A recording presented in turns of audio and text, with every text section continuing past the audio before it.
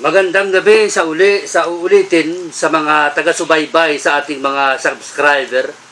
Maraming salamat at nabigyan muli tayo ng pagkakataon na muli tayo magkikita kahit dito lamang sa YouTube. Mga kapatid, sa gabing ito ay tatalakayin natin ng isang napakagandang bersikulo na nakasulat sa talata ng Biblia na nagbibigay ng malaking pag-asa, na nagbibigay ng isang adhikain na kumbaga siya siyang simpleng talata na pag nabasa mo'y magkakaroon ka ng pangarap na mabuhay sa eternity. Magkakaroon ka ng ambisyon na ang buhay natin sa mundo ay hindi dito nagtatapos, kundi may kadugtong papunta sa kaluhalhatian. Mga kapatid, itong nakasulat sa John 11:25, itong nakasulat sa verse na ito, John chapter 11, verse 24 to 26. Martha saith unto him, I know that he shall rise again in the resurrection at the last day. Jesus said unto her, I am the resurrection and the life. He that believeth in me. Sinabi niya, he that believeth in me, though he were dead, yet shall he live. And whosoever liveth and believeth in me shall never die. Believest thou this? Mga kapatid, ito maganda itong tanong na to. Isang tanong na kung saan nagre-require ng pananampalataya ng babae sa sinabi ng Panginoon. Kasi ang nangyari dito, kapatid, si Lazaro ay nagkasakit, isang best friend, kaibigan ng ating Panginoon. Nang magkasakit si Lazaro, ang Panginoon ay nasa malayong paglalakbay. Kasama niya ang kanyang apostol. Ngayon, dahil sa sakit na ito ni Lazarus, dumating yung panahon na maraming araw, buwan ang lumipas, namatay si Lazaro. At nung panahon na yon, wala ang Kristo nating Panginoon sa lugar na yon dahil siya ay napasok sa isang ministry pag-preach ng gospel to every city, to every barangay, to every town. So na mangyari na balitaan ng Panginoon ang nangyari, dahil ang kwento ng mga apostol sa kanya, Panginoon, ayon sa balita, ang iyong kaibigang si Lazaro ay namatay. Ang sinabi naman ng Panginoon ay natutulog lang siya. At ang mga apostol, siyempre, ay parang nakangiti, nagtawanan na ang Panginoon nila ay nagbigay ng parang joke sa kanilang pandinig. Actually, ang ibig sabihin ng Panginoon na natutulog lang siya, niliwanag niya later sa usapan nila na hindi, patay na si Lazaro. Pumunta roon sa Panginoon, sabi niya, puntahan natin ang kaibigan natin si Lazaro dahil para i-reveal ng Panginoon ang kanyang kapangyarihan. Mga kapatid, sa madaling salita, ang kwento, sinalubong siya ni Marta. At sinabi ni Marta, sinisi niya pa ang Panginoon. Sabi niya, Panginoon, kung nandito ka lang, hindi siya na namatay si Lazaro. Kaya siya namatay kasi wala ka rito eh. Kaya siya namatay kasi nang magkasakit siya, hindi mo siya nagamot, kaya tuluyan siyang namatay.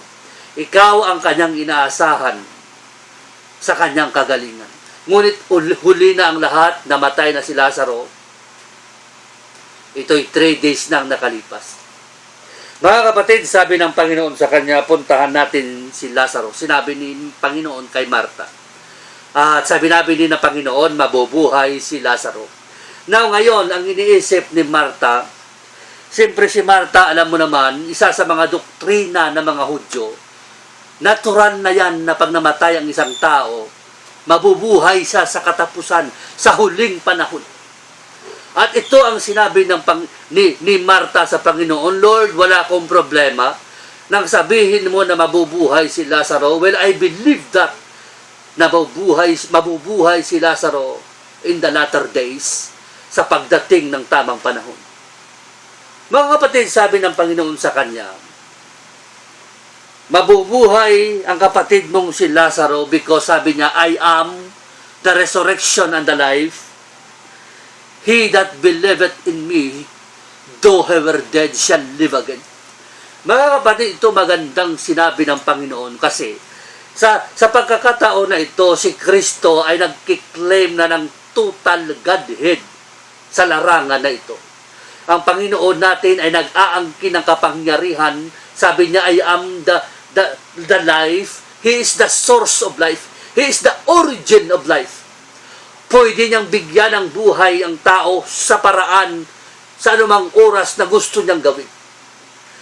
Ang ibig sabihin, pinakikilala ni Kristo sa kanya na at any moment, at any time, pwede kong buhayin si Lazaro. Nagpuntahan nila si Lazaro at sinabi ng Panginoon kay Marta, sabi niya, naniniwala ka ba, Marta, na ako ang buhay na walang hanggan? Ang sino mang sasampalataya sa akin kahit mamamatay siya, ay muli siyang mabubuhay. Mga kapatid, itong nakakamangha. Ito ang nakakasinda. Ito ang pinakamagandang talata na nagbibigay pag-asa sa taong nawala na ng pag-asang mabuhay na matagal.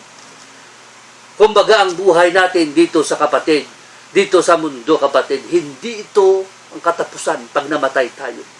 Sa katunayan, pag ang tao mamamatay, yun ang panimula ng pagsibol ng bago niyang buhay. Ito'y nakadepende, nakasalalay sa Panginoon. Kung wala ka sa Panginoong Jesucristo, papunta ka sa kapahamakan.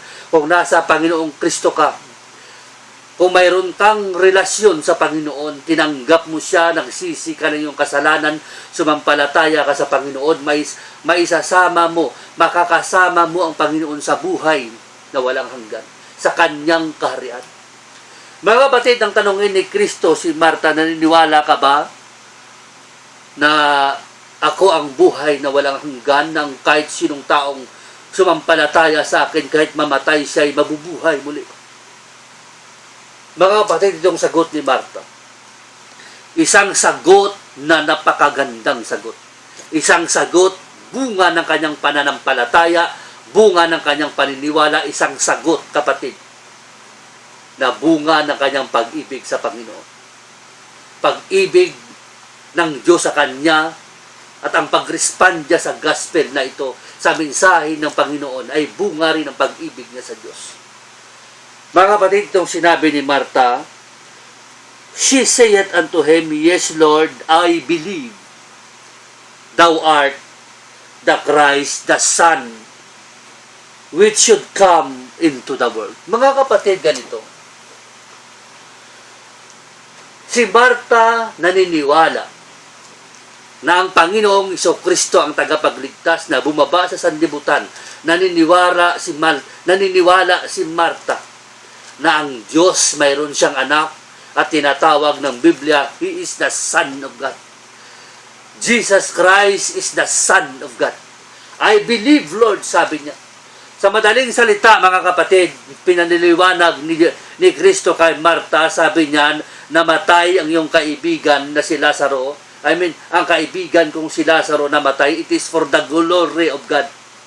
Para i-reveal ng Diyos ngayong araw na ito ang kanyang kapangyarihan, para i-reveal ng Diyos sa araw na ito ang kakayahan niyang magpagaling. Kahit mamatay ang tao, mapunta sa libingan, may kakayahan siyang buhayin sa mga patay. Mga kapatid, pinuntahan nila si Lazaro kasama si Marta at sinabi pa ni Marta, Lord, 3 araw nang patay si Lazaro. Nasa first stage na ho siya ng decomposition. Ibig sabihin, pag binuksan mo ang kanyang libingan, mabaho na, bulok na ang kanyang bangkay, doon na papunta. Mga kapatid, kinorek siya ng Panginoon. Sabi niya Panginoon sa kanya, sinabi ko na sa iyo. Hindi ba sinabi ko na sa iyo na pag sumampalataya ka lang, masasaksihan mo ang kanyang kaluwalhatian? Mga kapatid, ang nakakakita, ang nakakasaksi ng mga himalang ginagawa ng Panginoon ay yung mga taong may pananampalataya. Kung isa ka sa mga nanampalataya, kung isa ka sa mga may pananalig, balang araw, masasaksihan mo na ang kapangyarihan ng Diyos. Okay, nakasulat sa verse na ito, sa madaling salita, pinuntahan nila ang isang kuweba na kung saan nakalibing si Lazaro, bigla siyang sumigaw. Ang sinabi ni Kristo, Lazaro, labas ka dyan. At biglang-biglay binuksan nila ang tomb, ang libingan na parang kuweba. Lumabas si Lazaro, kapatid. Ito ang pinakamalaking himala na nangyari sa kasaysayan ng Panginoon. Na ang taong malapit ng mabulok, ang taong malapit ng maagnas ang kanyang katawan, sa 3 araw ng pagkalibing, binuhay muli. Kaya mga kapatid, sabi ng Panginoon, tama ang kanyang sinabi na siya ang pagkabuhay na maguli. Ang sinumang sasampalataya sa kanya ay makakaroon ng buhay na walang hanggan. Ang sinumang sasampalataya sa kanya, kahit mamamatay siya ngayong araw na ito, mabubuhay siya. Kapatid, itong beauty, ito ang kagandahan ng Christianity. Ito ang kagandahan ng ating paniniwala at pananalig sa Panginoon dahil tayo sumasampalataya tayo sa isang relihiyon, sa isang samahan ng founder ang Panginoong Jesucristo. Tayo, ang ating pananampalataya ay hindi mauuwi sa wala. Mga kapatid, ang Kristong Panginoon na tinanggap mo ngayon, ang Kristong Panginoon na sinampalatayanan mo para iligtas ka sa kapahamakan na mangyayari sa pangalawang buhay, may kapangyarihang buhayin kang muli. Kaya hindi yung katakataka, kapatid, na mangyari nang lumabas si Lazaro sa loob ng libingan sa kuweba. Maraming nakakita, maraming nakasaksi. Ito ang naging dahilan kung bakit sumampalataya sila na si Kristo nga, si Jesus na ipinanganak sa Bethlehem. Ang Kristong ito ay anak ng Diyos na ipinadala sa sanlibutan para bigyan ka ng buhay na walang hanggan sa pamamagitan ng pananalig, pananampalataya sa Kanya. Mga kapatid, tandaan natin lagi ang 1:3:16. Ang John 3:16 is the heart of the gospel. Sinabi ng Panginoon John, ang sinumang sumampalataya sa Kanya ay magkakaroon ng buhay na walang hanggan. Mga kapatid, you can just imagine ang buhay na walang hanggan. Sa eternity, sa panahon na darating, magkakaedad ka 700 to 900 billion years. Buhay ka pa rin. Siguro sasabihin mo sa Panginoon ng panahon na darating, sabihin mo, Lord, pwede na ako mamatay.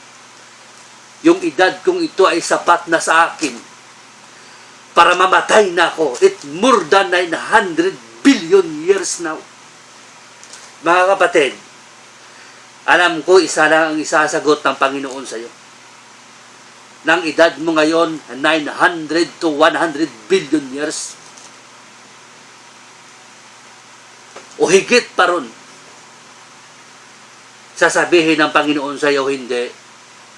Nagsisimula ka palang mabuhay dahil ang buhay na ibinigay ko sa iyo ay pang walang hanggan. Ito'y walang katapusan, lumipas man ang mahabang panahon. This is an ageless eternity.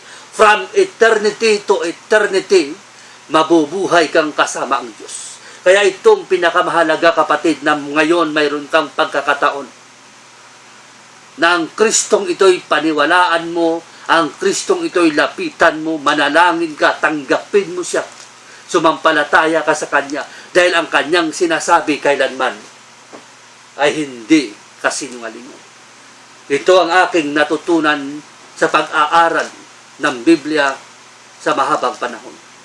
Ang kailangan lang sa tao, faith, pananalig, pananampalataya. To God be the glory. Ano?